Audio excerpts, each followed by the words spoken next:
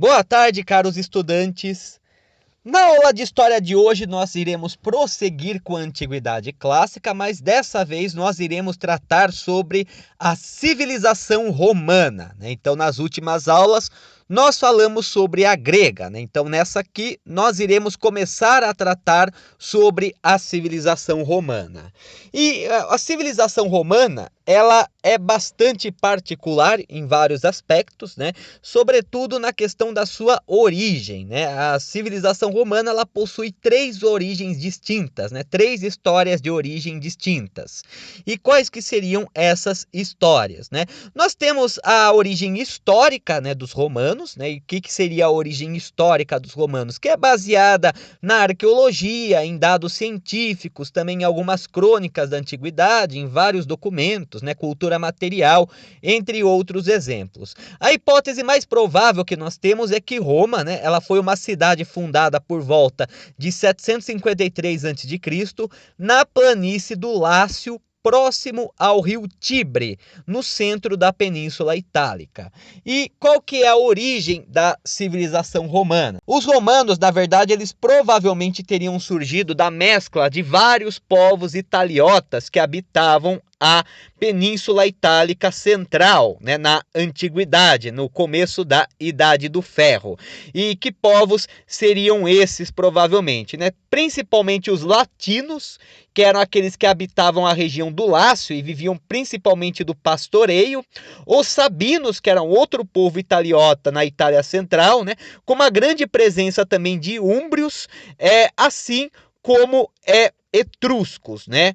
E que vão ter uma grande influência cultural, inclusive, sobre Roma, como nós veremos, né? Então, essa é a origem histórica dos romanos, né? A origem mais aceita, vamos dizer dessa forma, dentro da comunidade científica. As outras duas origens, elas são míticas, né? No caso, a origem mítica de Roma, ela diz respeito ao fato, né, de que Roma teria sido fundada por dois irmãos gêmeos, Rômulo e Remo, que foram filhos de Marte e a Virgem Vestal Réia Sílvia, né? Então, segundo consta a história, o deus Marte, né, que é mais ou menos próximo do Ares grego, né, o deus da guerra, ele teria se apaixonado por uma virgem vestal, né, que era casta, né, a Réia Silva, que fez um voto de castidade para ser sacerdotisa da deusa Vesta, que seria mais ou menos a equivalente da deusa Héstia, né, a deusa dos lares na Grécia Antiga, né? E no caso, né, ele teria se apaixonado por ela e teria violentado ela. Dessa violação, ela teria engravidado dos dois gêmeos, Rômulo e Remo. No caso, como ela quebrou o pacto, né, de castidade, ainda que involuntariamente, né, já que ela foi violentada, ela acabou sendo condenada à morte. No entanto, né, o deus Marte teria salvo os dois gêmeos, que foram abandonados à própria sorte e amamentados por uma loba, né, a famosa loba do Capitólio, que inclusive é símbolo da cidade de Roma. Até que, quando eles cresceram, Marte teria se revelado a eles e anunciado a sua origem. Rômulo e Remo, então, foram predestinados a fundar uma grande civilização. No entanto, por conta das divergências que os dois possuíam, Rômulo assassinou Remo e então fundou a cidade de Roma, né? Então, esse mito de fundação ele tem um significado bastante emblemático, pois, no caso, os romanos seriam os descendentes de Rômulo, que por sua vez é descendente de Marte, o deus da guerra. Então, né, os romanos, eles são descendentes de Marte, do deus da guerra, e estão fadados, predestinados a conquistar militarmente o mundo. Então, é um mito que também justifica o próprio expansionismo militar romano, né? Acredita-se que Rômulo, ele acabou se reunindo com vários pastores da região do Lácio, que habitaram Roma. No entanto, como eram apenas homens, eles não conseguiram perpetrar uma linhagem, né? Com isso, então, eles teriam invadido uma cidade sabina ao lado e capturado as mulheres, sequestrado as mulheres, né? Então as mulheres ficaram sequestradas, né, mantidas reféns em Roma. Elas teriam engravidado, né, e dado origem às linhagens romanas. Os sabinos, então, eles declaram guerra a Roma. No entanto, as próprias mulheres, elas se colocam na frente do exército para parar a guerra. Então essa parte do mito também tem um quê de histórico, vamos dizer dessa forma, né? Já que a origem mais provável dos romanos, historicamente falando, seria a fusão de latinos e sabinos, embora não somente, né? Então, nesse sentido, né, você tem também, né, vários mitos, né, que mostram a origem de Roma de uma forma gloriosa por serem descendentes do deus Marte, né, e predestinados a conquistar pela guerra. Nós temos também a origem poética de Roma, que foi, no caso, elaborada pelo poeta Virgílio, né, no século I antes de Cristo. No qual, né, no caso, Virgílio ele escreveu um poema épico muito baseado na Ilíada e na Odisseia de Homero, chamado a Eneida. E no caso, a origem poética de Roma diz que os romanos, eles são descendentes dos troianos, que foram derrotados em Troia. Então, né, a Eneida conta basicamente a história de Enéas, né, um jovem troiano que liderou os troianos para fora da cidade enquanto a cidade queimava, e então eles teriam se estabelecido em Roma, né, e aí, no caso, teriam sido a origem do povo romano.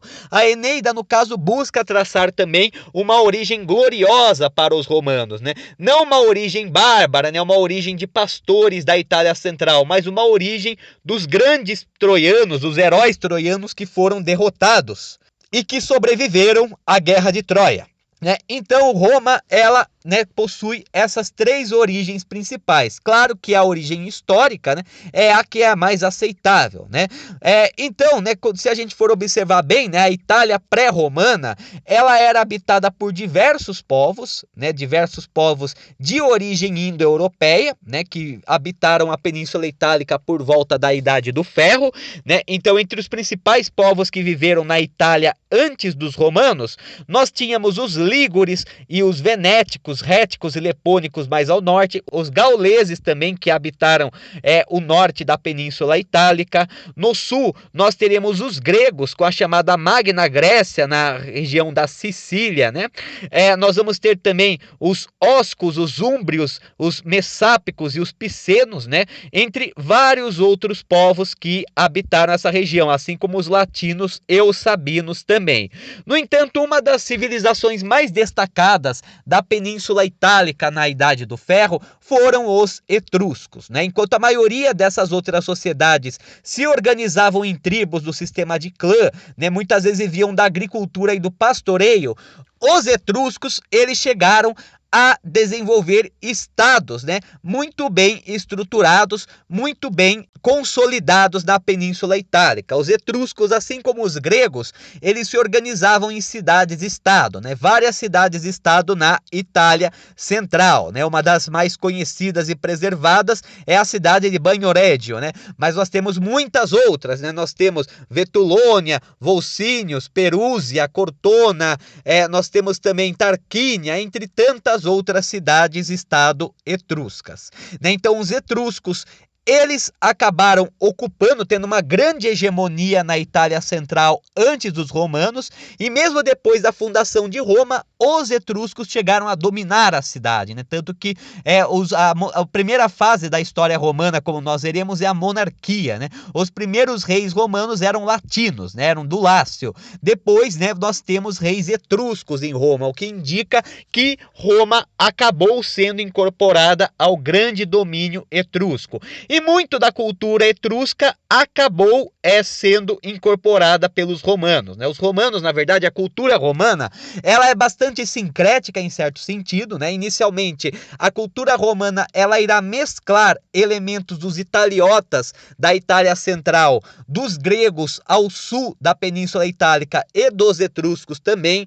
Então, acredita-se que os algarismos romanos, eles seriam uma adaptação da versão etrusca, assim como a religião romana ela seria um sincretismo das religiões gregas e etruscas, né? Então são deuses muito similares aos gregos, só que a denominação é etrusca, né? Então muitos deuses etruscos acabaram sendo incorporados ao panteão romano, assim como a própria arquitetura, a arte da guerra, divisão social, entre outros aspectos, né? Os etruscos eles vão ter uma forte influência sobre os romanos, né?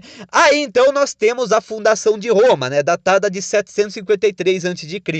A história romana costuma ser dividida em 3 grandes períodos: a monarquia, a república e o império, né? A monarquia, que data de 753 a 509 a.C., a república, que é de 509 a 27 a.C., e por fim o império, que é de 27 a.C. a 476 d.C., sendo que o império ele também costuma ser dividido em alto e baixo império. O alto império corresponde mais ou menos à primeira metade do império e o baixo império já corresponde ao final da civilização romana, né? Então, nós iremos versar principalmente sobre os principais eventos que ocorreram nesses 3 períodos. O primeiro período romano é o período monárquico. É um pouco complicado tratar com muita profundidade esse período, sobretudo porque os romanos eles não tinham ainda um sistema escrito bem consolidado, né? Inclusive a própria legislação era uma legislação oral também, né? Durante a maior parte da monarquia romana, né? Até o começo da república mesmo, né? Então, muito do que nós sabemos sobre a monarquia romana veio principalmente da cultura material, ou seja, objetos deixados nessa região, né? Assim como também várias crônicas que foram publicadas posteriormente, né, que tratavam sobre esse período. E aí deve-se tomar um cuidado, pois no caso os mitos, as lendas e os próprios fatos históricos, eles acabam se confundindo também nessas crônicas, que são muito posteriores ao fim da monarquia.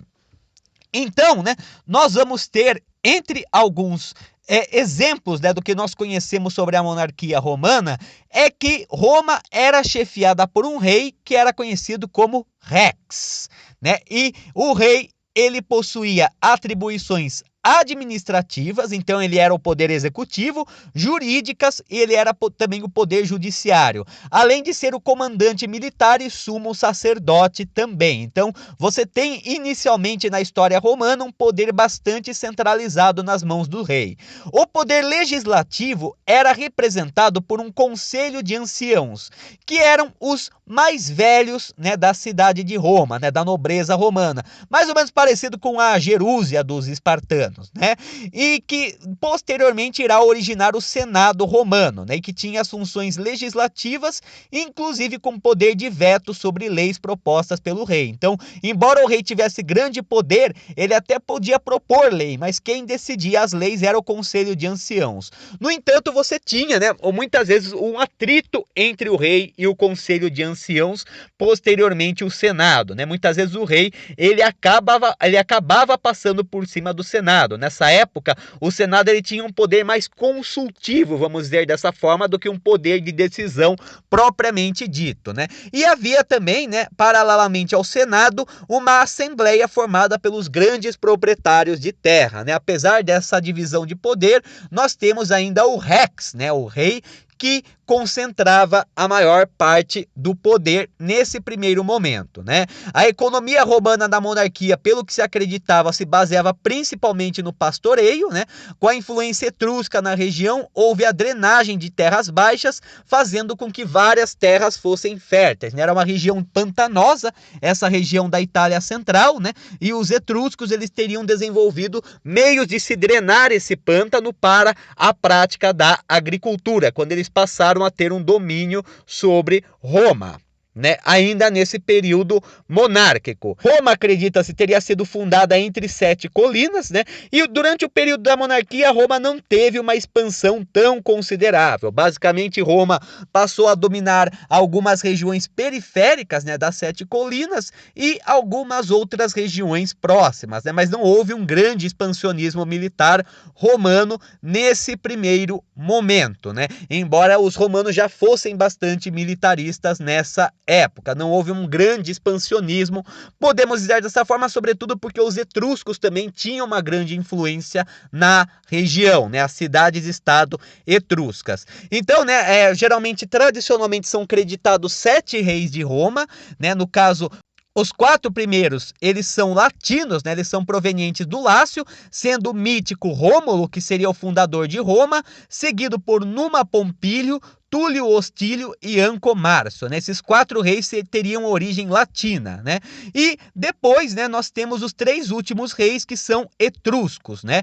O que indica o domínio etrusco sobre Roma, né? No caso, os 3 reis etruscos são Tarquínio Prisco, Sérvio Túlio e Tarquínio o Soberbo, né? Que são os 3 últimos reis de Roma de origem etrusca. No entanto, é muito pouco provável que Roma só tivesse 7 reis, né? Se a gente for pegar bem, há um período de mais de 200 anos da história que a monarquia romana ela se estabeleceu, né? Se for assim imaginar que houve apenas 7 reis, eles teriam reinado provavelmente até os 80, 90 anos, né? O que é um evento muito pouco provável para aquela época em questão, né?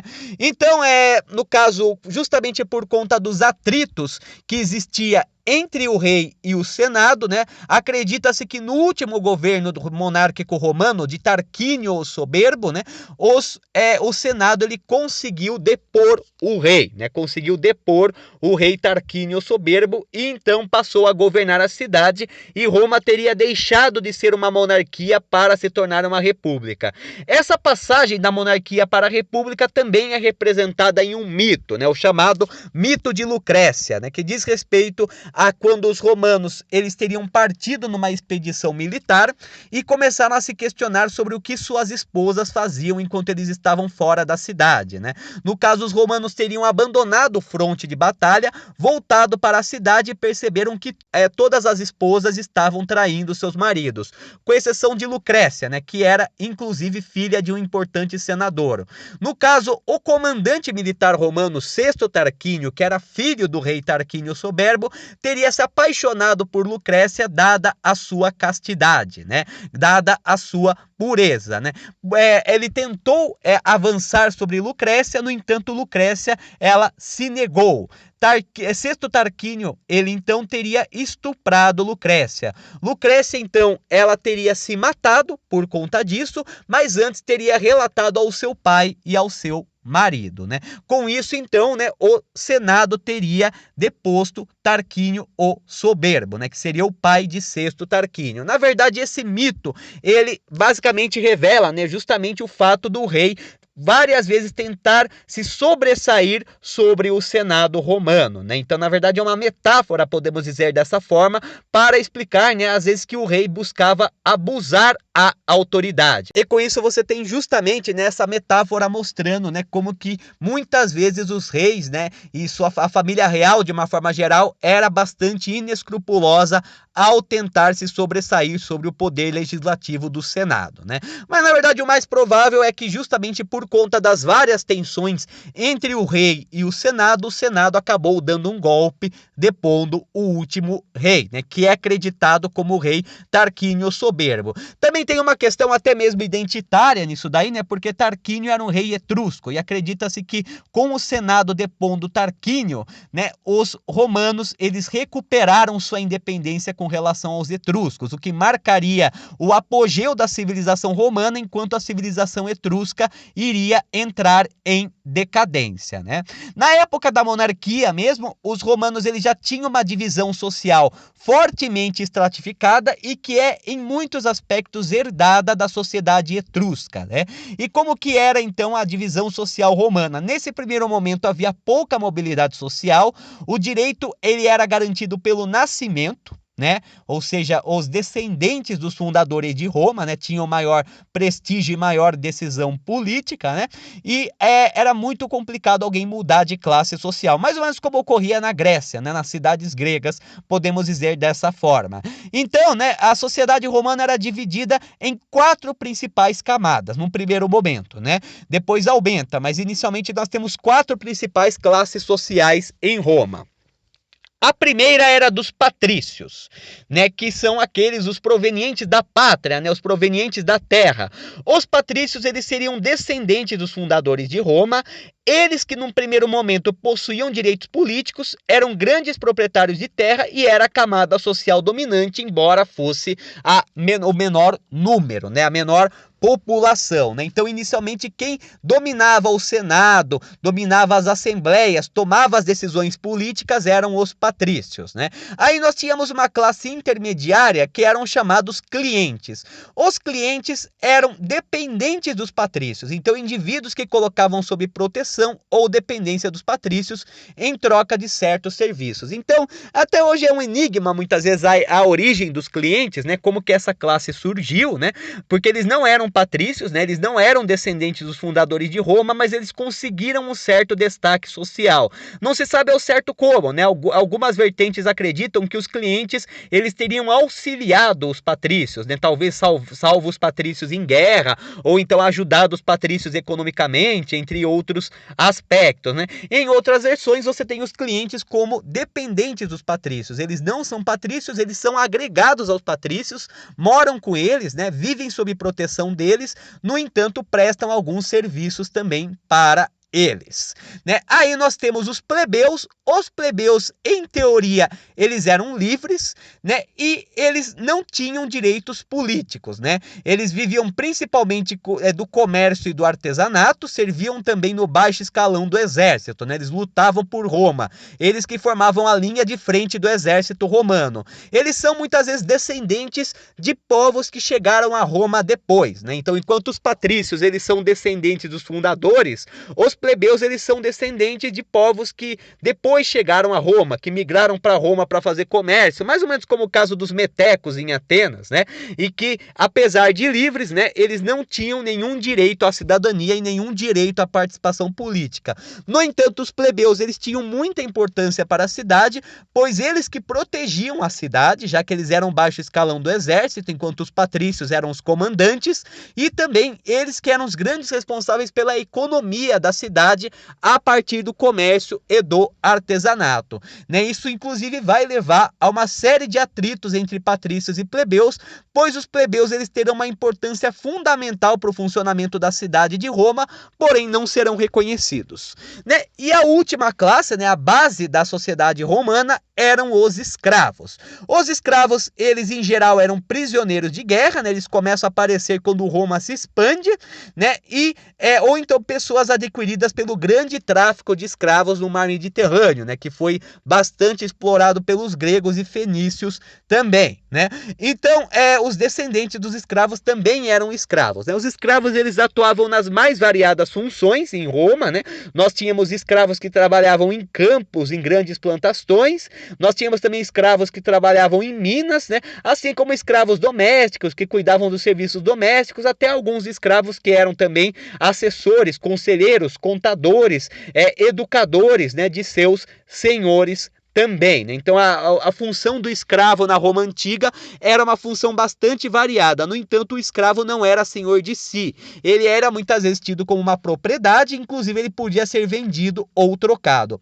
No período da monarquia, embora existisse, a escravidão não era tão comum. Já na República, com o expansionismo romano, nós teremos daí Roma se convertendo num sistema escravista, né? Ou seja, com uma economia totalmente baseada no trabalho escravo. Nesse primeiro momento, então, nós temos as principais informações sobre a monarquia romana, né? Como nós vimos, por volta de 509 a.C., o Senado teria derrubado o último rei romano, então teria instalado a chamada República, né? Que vem inclusive do latim res publica, ou coisa pública, né? A República, diferentemente da monarquia, tinha um poder mais dividido, né? Enquanto na monarquia você tinha o rei, o conselho de anciãos que origina o Senado e a Assembleia de Proprietários, né, o rei ainda concentrava a maior parte do poder. No caso da República, nós vamos ter uma maior divisão de poderes, né? Então, como que será a organização política da República? Bem, o principal órgão passa a ser o Senado, né, que é composto por 300 membros vitalícios, todos patrícios num primeiro momento. Então, quer dizer, o Senado ele continha 300 cidadãos romanos, todos patrícios, e que ficavam até a morte, né? Era vitalício no caso, né? E ele era o Senado que decidia questões administrativas, financeiras, militares, tradicionais, religiosas. Nesse sentido, o Senado ele continua com sua função de legislador, mas ele incorpora também algumas características do antigo rei, né? Aí nós tínhamos no poder executivo os cônsules, que eram dois, e um neutralizava a decisão do outro. Um tinha poder de veto sobre a decisão do outro, ou seja, para que os cônsules pudessem aprovar uma decisão, os dois deveriam ter um consenso, os dois deveriam concordar. No entanto, num primeiro momento, os dois cônsules eram patrícios, mais ou menos parecido com a diarquia espartana. E as várias assembleias populares, né, as curiata e as centuriatas, que votavam as leis propostas pelo Senado e elegiam os magistrados, né, os administradores, inclusive os cônsules, vamos dizer, dessa maneira, né? Então, né, nós tínhamos as assembleias populares, inicialmente a gente tinha a curiata e a centuriata, depois nós temos outras assembleias que passam a eleger, né, vários dos cargos políticos romanos, né, vários cargos administrativos na República Romana. Né? Então, o Senado, de fato, ele era o poder em Roma, né? Tanto que a sigla de Roma, SPQR, vem de Senatus Populusque Romanos, né? Ou seja, o Senado é o povo romano, o Senado é representante do povo romano, mas nesse primeiro momento o povo romano dizia respeito apenas aos patrícios, né? E justamente por isso nós vamos ter uma série de revoltas plebeias, né? Contra o domínio patrício em Roma, né? E por que essas revoltas plebeias irão ocorrer, né? O levante plebeu, a grande revolução plebeia, também chamada de luta de classes, que teria eclodido em 498 a.C., ela ocorreu em grande parte pelo fato dos plebeus eles terem muita importância para a sociedade romana, mas não terem reconhecimento algum, né? Então os plebeus, como eu falei, não tinham direitos políticos, às vezes se tornavam escravos por dívida também, né? O que era uma coisa bastante comum, porque os plebeus em geral eram comerciantes, artesãos e alguns pequenos proprietários. Então o que acabava acontecendo é que, como Roma frequentemente entrava em guerra, os plebeus eram obrigados a lutar pelo exército romano para viver na cidade. E durante as guerras, eles não conseguiam cuidar de seus negócios. Isso levava eles a endividar. Muitas vezes eles pegavam empréstimo dos patrícios para poder manter seus negócios, até que eles tinham uma dívida tão grande com os patrícios que tinham que se vender como escravos por dívidas, né, para pagar as suas dívidas. Também, né, depois das conquistas, embora os plebeus formassem o grosso do exército romano, na hora da partilha das pilhagens, dos espólios de guerra, os plebeus eles eram bastante discriminados, né? E eles também não tinham acesso a legislaturas e não podiam se casar com não plebeus, né? Então havia uma série de leis restritivas aos plebeus, né? Como o Senado inteiro era patrício, as assembleias curiata e centuriata eram patrícias e os cônsules eram patrícios, por parte da política romana não havia um grande interesse em mudar a estrutura social. No entanto, como os plebeus eles eram uma peça fundamental na sociedade romana, eles acabam então se rebelando para conseguir seus direitos, né? Então acredita-se que os plebeus eles teriam combinado em 498 a.C. de abandonar a cidade de Roma e se refugiar numa das colinas próximas a Roma, chamada de Monte Sagrado, né? Lá então eles teriam se estabelecido e inclusive teriam começado uma nova cidade. Então, os patrícios eles tiveram uma grande preocupação com esse evento por vários motivos. Os plebeus eles eram peça-chave da economia romana nesse período, já que a escravidão ainda não era tão comum, né? Eles que cuidavam do artesanato, do comércio, abasteciam as cidades. Sem os plebeus, Roma ia ter uma escassez de recursos. Ao mesmo tempo, também, como os plebeus eles eram baixo escalão do exército, sem os plebeus, Roma ficaria desprotegida, né? Então, por conta disso, os patrícios eles tiveram que que negociar com os plebeus para seu retorno para a cidade, né? Então, foram promulgadas várias leis que passaram a favorecer os plebeus, no entanto, não foram imediatas, tá? Embora o levante tivesse ocorrido em 498 a.C., nós vamos ter restrições aos plebeus até mais ou menos por volta de 450 a.C., e mesmo assim a discriminação de patrícios com plebeus ainda vai permanecer, né? Agora não institucionalizada, mas ainda vai ocorrer, né? Então, entre as reivindicações dos plebeus, ficou estabelecido a criação do chamado Tribunato da Plebe, o que representava os interesses plebeus, né? E embora seus membros fossem eleitos pelos patrícios a partir da Assembleia Centuriata, né? Em 471 a.C. foi criada daí a Assembleia da Plebe propriamente dita, para eleger os tribunos da plebe, né, que era constituída somente por plebeus. Aí em 450 a.C. foi estabelecida as leis das 12 tábuas, né, que foi o primeiro conjunto de leis escritas que existia na Roma Antiga. Até então, a lei era oral. A lei das 12 tábuas versavam sobre vários assuntos, desde propriedade, casamento, religião, até mesmo criminalidade, entre outros exemplos, né? No entanto, algo que marca a lei das 12 tábuas, além de ter sido a primeira lei escrita romana, né?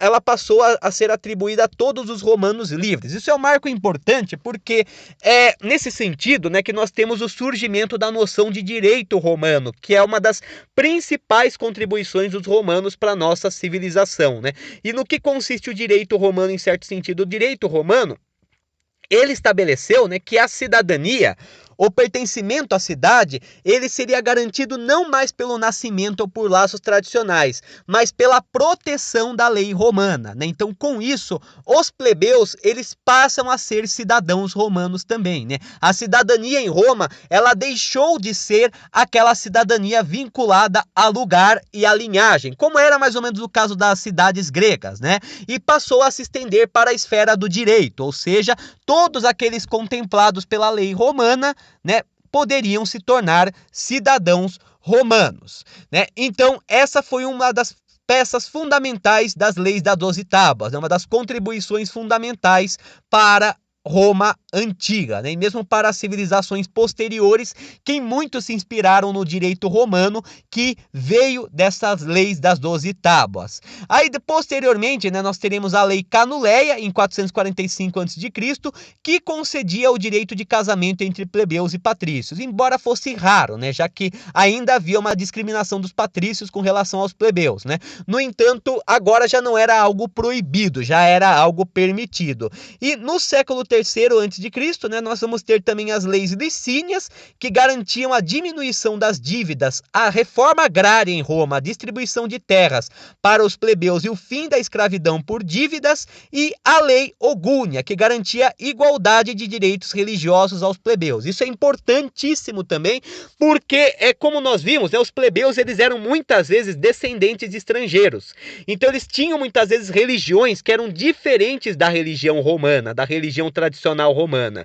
Isso é algo que vai marcar bastante a religião romana, pois com o expansionismo romano, graças à lei Ogúnia, que vai gerar a igualdade de direitos religiosos, os romanos, eles vão ser tolerantes com as religiões dos povos dominados, né? Eles vão incorporar os deuses estrangeiros a seu panteão também. Apesar de ter os deuses tradicionais romanos, como o caso de Minerva, Júpiter, Juno, né, Marte, entre tantos outros, os romanos, eles também, né, dentro do Império Romano, também será comum o culto a divindades estrangeiras, né, como deuses celtas, deuses italiotas, né, deuses gregos, né, mesmo deuses iberos, né, deuses do norte da África, berberes, né, hebreus, árabes, egípcios, entre tantos outros povos, partas também, né, persas também. Nós teremos então um grande panteão na história romana, né, vários deuses cultuados nesse território.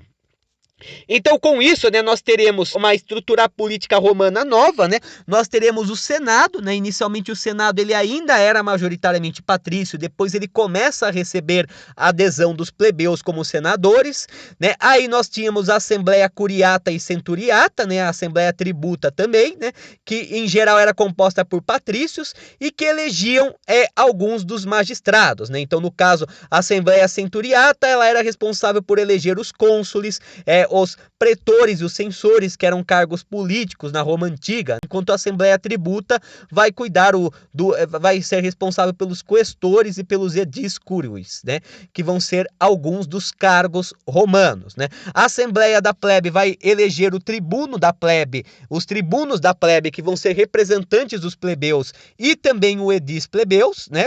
E aí nós teremos os magistrados, né, que podem convocar em tempo de crise um ditador para governar temporariamente Roma. Outra característica também desse levante plebeu, né, que foi marcado pela lei das 12 tábuas, é que dentre os dois cônsules, obrigatoriamente um deveria ser patrício e um plebeu, né, sendo que o plebeu era eleito pela Assembleia da Plebe, né. Então, com isso você passa a ter uma conjunção dos interesses patrícios e plebeus.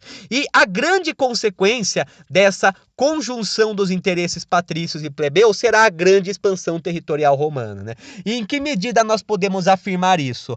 Nós podemos afirmar isso porque justamente no período republicano, após o levante plebeu e após os plebeus conquistarem vários dos seus direitos, que Roma vai experimentar uma grande expansão, pois nós teremos uma conciliação dos interesses patrícios e dos plebeus.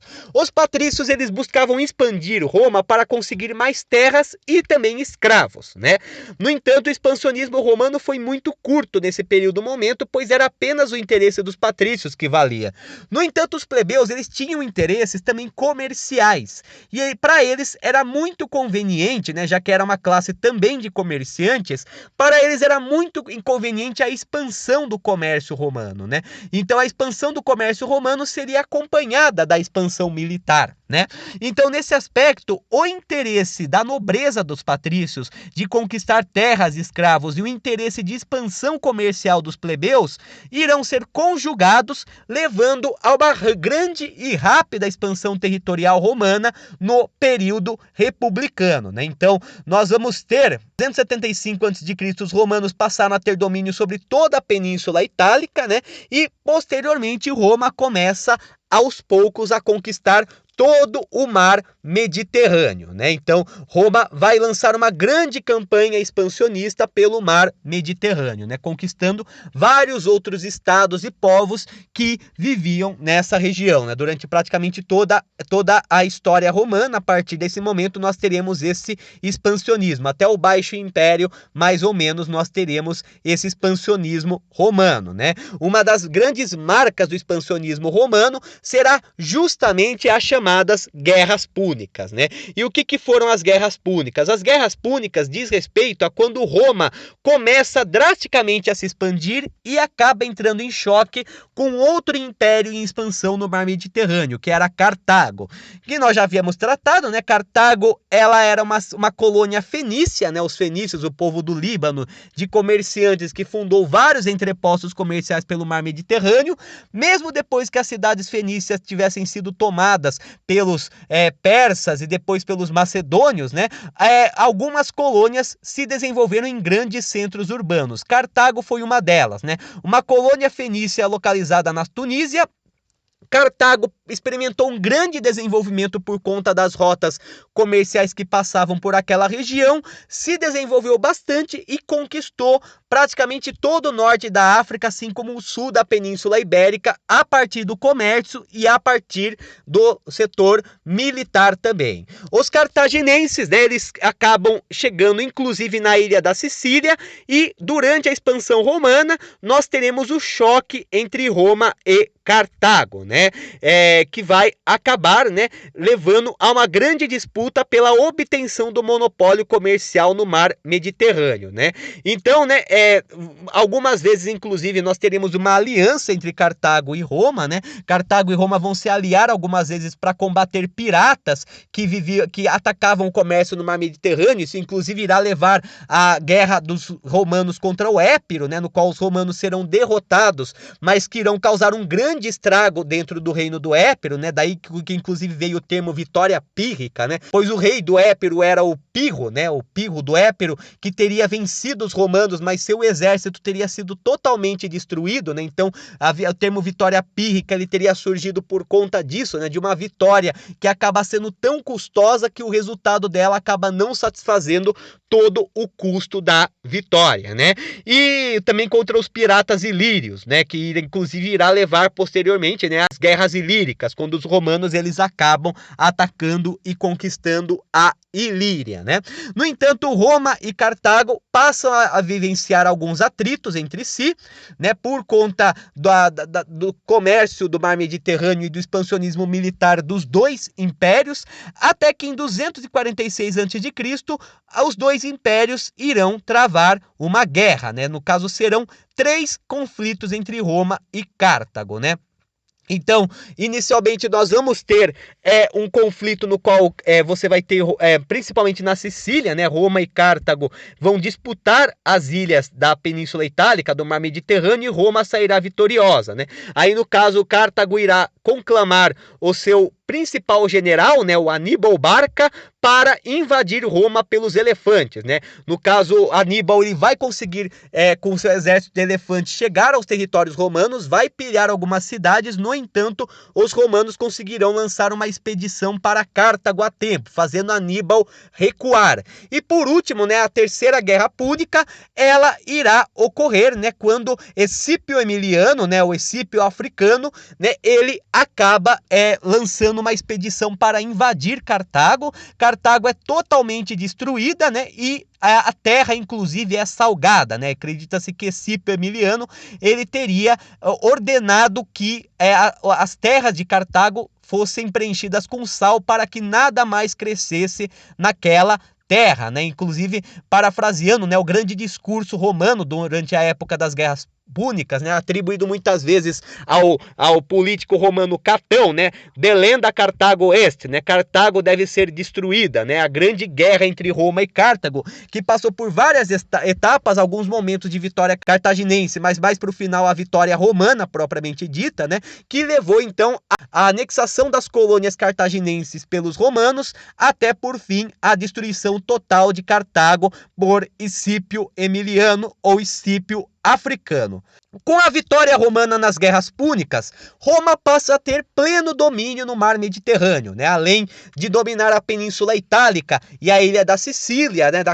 Também a Córcega e a Sardenha, Roma também domina o norte da África e o sul da Península Ibérica, os territórios que pertenciam a Cartago, né? Roma então expande bastante o seu território, né? Eles passam a ter grande domínio no mar Mediterrâneo e domínio do comércio, e logo depois, né, durante e depois das guerras púnicas, os romanos eles também conquistam a Macedônia, né, que era um dos diádocos do estado do Alexandre o Grande, né? Também vão conquistar a Palestina, a Síria, a Ásia Menor e posteriormente o Egito, né? Transformando o mar Mediterrâneo no chamado Mare Nostrum, né? Um lago romano, podemos dizer dessa forma, né? Um grande processo de conquista romana pelo mar Mediterrâneo que vai se estender até aproximadamente o século I depois de Cristo, quando nós já teremos consolidado o domínio romano no mar Mediterrâneo. Os romanos eles conquistavam tanto pela conquista militar como também pelo sistema de reis clientes, né? E o que seria o sistema de reis clientes? Basicamente era assim, quando um estado ele não tinha condições de enfrentar Roma, esse estado ele acabava se rendendo e Roma acabava permitindo que a dinastia reinante se mantivesse no poder e inclusive, né, permitia uma certa autonomia administrativa desde que esse rei ele deixasse as legiões romanas passar, fornecesse soldados para os romanos e pagasse tributo. Um dos mais famosos reis clientes foi Herodes o Grande, né, que como Israel não tinha condições de enfrentar os romanos, Herodes teria se rendido aos romanos e os romanos mantiveram sua dinastia, no entanto, sob sua influência. No Egito também, em algumas regiões da Síria, os romanos teriam estabelecido esse sistema de reis clientes. Aí as regiões conquistadas pelos romanos tornavam-se províncias de Roma, que eram chefiadas por um procônsul, uma espécie de governador das províncias, que, no entanto, respondia ao Senado romano, sendo muitas vezes nomeado pelo Senado romano, né? Então, o domínio romano ele era bastante complexo, né? E uma outra característica também é que esse expansionismo consolidou a economia escravista em Roma, né? Com o expansionismo romano, e como a escravidão era muitas vezes adquirida pelas guerras, com as grandes vitórias militares romanas, os romanos eles passam a ter uma economia totalmente baseada na escravidão, uma economia escravista a partir desse momento. Apesar disso, em geral, né, sobretudo por conta da influência da lei Ogúnia, que nós já vimos, os romanos eles mantinham respeito pelas tradições e cultura dos povos dominados, né? Cobrava tributo, escravizava parte da população, obrigava a passagem de legiões, mas em geral mantinha os costumes dos povos dominados. No entanto, esse expansionismo ele acabará saindo um tanto quanto caro para a sociedade romana, ponto que nós iremos tratar na próxima aula. Uma boa tarde a todos e tudo de bom!